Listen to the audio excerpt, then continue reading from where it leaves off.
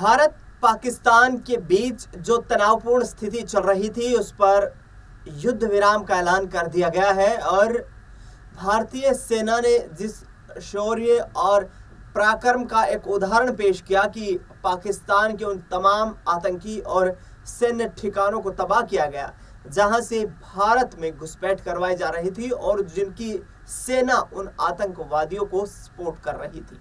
लेकिन इस cease fire के मुद्दे को लेकर के ये जो शख्स दिखाई दे रहे हैं डोनाल्ड ट्रंप, ये डोनाल्ड ट्रंप काफी चर्चित है, भारत में काफी चर्चा हो रही है इनकी। और आखिर चर्चा क्यों हो रही है, आज इसी मुद्दे पर चर्चा करेंगे, विस्तृत चर्चा करेंगे कि आखिरकार डोनाल्ड ट्रंप को क्या जरूरत पड़ी थी कि भारत और पाकिस्तान के बीच सीज फायर करवाया जाए। दरअसल याद करिए वर्ष 2019 का वो वाकया, 14 फरवरी 2019, जिस वक्त पुलवामा का हमला हुआ था, 300 किलो भारी आरडीएक्स जिसने भारतीय सेना के जवानों को निशाना बनाया और करीब 40 जवानों की शहादत उस हमले में हो गई थी। उसके बाद भारत में जो रोष था, हालांकि भारतीय वायुसेना ने उस वक्त भी एयर स्ट्राइक की और बालाकोट में जो एयर स्ट्राइक हुई उसमें तमाम आतंकी ठिकानों को तबाह करने की बात की गई। लेकिन अब 2019 में उस वक्त ये डोनाल्ड ट्रंप ही यूएस के प्रेसिडेंट थे और अब 2025, 6 साल का वक्त बीत चुका है, ये डोनाल्ड ट्रंप अभी भी प्रेसिडेंट है। इन्होंने बेतुका बयान भी दिया था भारत और पाकिस्तान के विवाद को लेकर, जो दर्शाता है कि ये जो दुनिया के सबसे सुपर पावर कंट्री के सुप्रीम हैं, इनकी जानकारी कितनी कम है, इनकी जानकारी कितनी सीमित है। इन्होंने जब पुलवामा पहलगाम में जब आतंकी हमला हुआ और उसके बाद जब भारतीय सेनाओं ने पाकिस्तान को ठोकना शुरू किया तो उस दौरान कहा कि मैं इस पूरे मुद्दे पर कुछ नहीं बोलना चाहता हूं, क्योंकि भारत और पाकिस्तान का ये मुद्दा हजारों साल पुराना है। लेकिन इसे समझ नहीं है इस बात की कि वर्ष 1947 में ही भारत और पाकिस्तान अलग हुए हैं। दूसरा बड़ा मुद्दा यह कि डोनाल्ड ट्रंप ने अपने ऑफिशियल ट्विटर हैंडल से सीज फायर का ऐलान किया कि मैं भारत और पाकिस्तान जो दोनों की कॉमन सेंस है कि सीज फायर कर लिया जाए। कॉमन सेंस शब्द का इस्तेमाल इस शख्स ने किया, इस शख्स ने कॉमन सेंस शब्द का इस्तेमाल किया भारत को लेकर और पाकिस्तान और भारत को एक ही कैटेगरी में रखा कि भारत और पाकिस्तान दोनों ने कॉमन सेंस के जरिए। क्या डोनाल्ड ट्रंप इतना भी याद नहीं रख पाया कि 9/11 जो 9-11 सितंबर 2001 को वर्ल्ड ट्रेड सेंटर पर अमेरिका में जो हमला हुआ था, उसका आतंकवादी, उसका जो सरगना था, उस सरगना को ओसामा बिन लादेन को पाकिस्तान में ही मारा गया था, पाकिस्तान के एबटाबाद में ही उसे मारा गया था। और इस डोनाल्ड ट्रंप की आंखें आखिरकार क्यों बंद हैं? दरअसल अब भारत की विदेश नीति को लेकर के सवाल खड़े हो रहे हैं कि क्या भारत की विदेश नीति में किसी तरीके का कोई बदलाव आया है, क्योंकि यह शख्स आतंकवाद के खिलाफ एक शब्द नहीं बोल सका।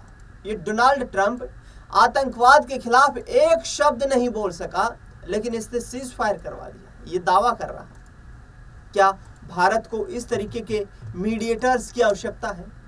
क्या अमेरिका ने कभी आतंकवाद के खिलाफ भारत का समर्थन किया है?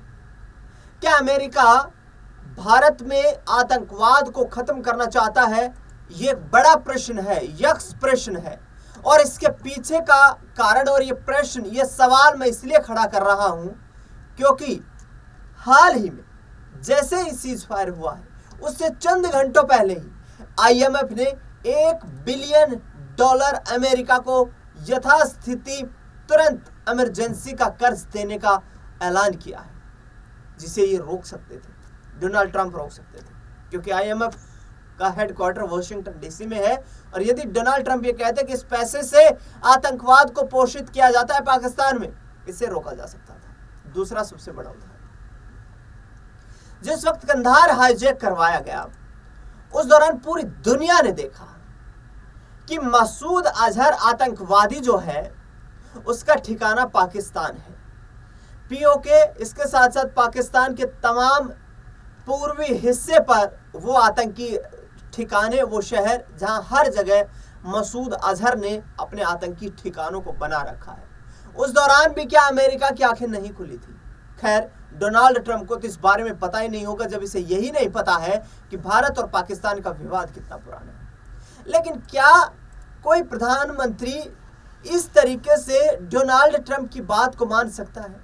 क्योंकि राजनीतिक रणनीतिकार और इतिहासकार, इसके साथ साथ डिफेंस के एक्सपर्ट जो हैं, वो इस बात की पुष्टि कर रहे हैं कि जब 1971 का विश्व भारत और पाकिस्तान के बीच युद्ध लड़ा गया था, तो उस दौरान अमेरिका ने इंदिरा गांधी को, जो कि तत्कालीन भारत की प्रधानमंत्री होती थी, उन्हें आज आयरन लेडी ऑफ इंडिया कहा जाता है, उन्हें इसी तरीके से धमकाने का प्रयास किया था।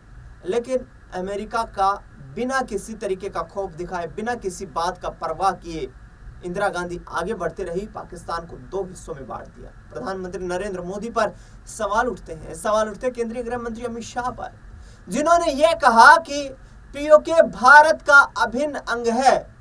संसद में खड़े होकर जब गृह मंत्री अमित शाह ने यह कहा कि पीओके भारत का अभिन्न अंग है, इसे भारत छोड़ नहीं सकता है, तो हर देशवासी का सीना गर्व से चौड़ा हो गया था।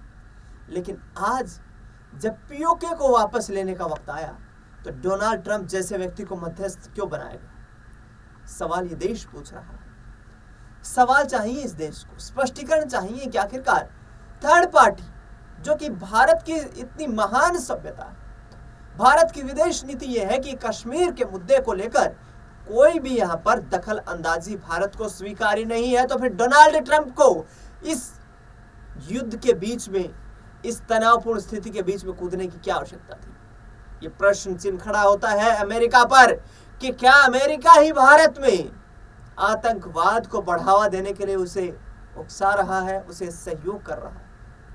क्योंकि जिस तरीके से 9 आतंकी ठिकानों को भारतीय सेनाओं ने निशाना बनाया, पाकिस्तानी सेना के एयर बेस को उड़ाया गया, उससे साफ प्रतीत हो गया था कि पाकिस्तान घुटनों पर आ चुका था। भारत सरकार को चाहिए था कि पाकिस्तान की गर्दन दबोच के उसे तोड़ दिया जाए, क्योंकि पाकिस्तान के साथ कितने सीज फायर हो चुके हैं, लेकिन उसके कान पर कोई जूं नहीं रेंगती। ये एक ऐसा वक्त था जब पीओके पर भारत कब्जा कर सकता था, क्योंकि एक तरफ बलूचिस्तान में लगातार पाकिस्तान के विरुद्ध आवाज उठ रही, दूसरी ओर पाकिस्तान की इस वक्त की सबसे बड़ी पार्टी पाकिस्तान तहरीक इंसाफ, इमरान खान की पार्टी, जो शहबाज शरीफ सरकार यानी कि पीपीपी और पीएमएलएन की मुखालफत कर रही, जो शहबाज शरीफ की पार्टी पीएमएलएन की मुखालफत कर रही है, जो बिलावल भुट्टो की, आसिफ अली जरदारी की party peoples party of Pakistan की मुखालफत कर रही है। यानी कि राजनीतिक तौर पर और जमहूरी तौर पर भी पाकिस्तान में मतभेद है। पाकिस्तान सरकार के साथ उनका विपक्ष नहीं खड़ा, जबकि भारत का विपक्ष सीना ठोक करके भारत सरकार के साथ खड़ा है और ये कह रहा है कि आप पाकिस्तान को अब सबक सिखाइए। लेकिन आखिरकार डोनाल्ड ट्रंप ने क्या भारत के जबड़े से वो जीत छीन ली है, जिस जीत के जरिए भारत पीओके पर अपना कब्जा कर सकता था, जिस जीत के जरिए भारत आतंकवाद की कमर को तोड़ सकता था, जिस जीत के माध्यम से भारत 75 सालों से लगातार चलती आ रही उस कश्मीर की मांग को पूरा कर सकता था। फिलहाल इस खास कार्यक्रम में इतना है। देश दुनिया से जुड़ी तमाम बड़ी खबरों के लिए देखते रहिए नेक्स्ट 9 पॉलिटिकल बाइट।